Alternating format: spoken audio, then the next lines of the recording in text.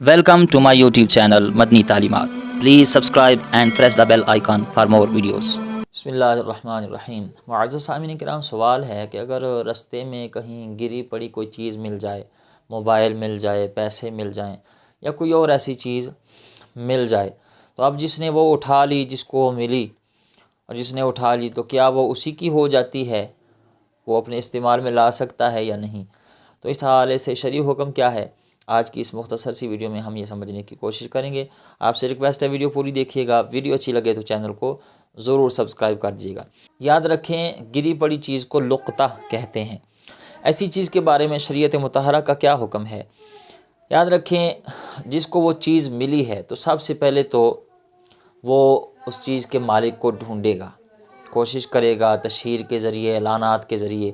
آج کل تو بہت آسان طریقہ ہے، لوگ کسی کو اگر کوئی موبائل ملا ہے یا بٹوا وغیرہ ملا ہے، پیسے ملے ہیں، لوگ فیس بک پہ لگا دیتے ہیں، واٹس ایپ اسٹیٹس پہ لگا دیتے ہیں، گروپس وغیرہ میں شیئر کرتے ہیں، اور بہت سارے میں نے دیکھا اس طرح اس کا مالک بھی مل جاتا ہے۔ اگر نیت ٹھیک ہو تو مالک بھی مل ہی جاتا ہے۔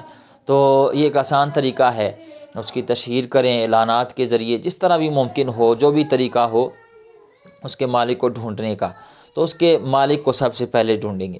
اگر اس کا مالک مل جائے تو اسے واپس کر دیں گے، کیونکہ وہ اس کا مالک ہے۔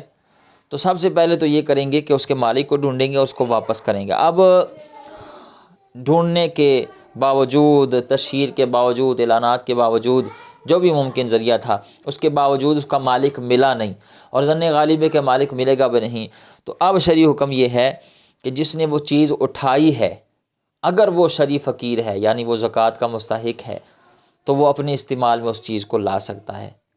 اور اگر وہ خود فقیر نہیں ہے تو پھر کیا کرے، اس چیز کو اس کے نامعلوم مالک کی طرف سے کسی غریب کو صدقہ کر دے۔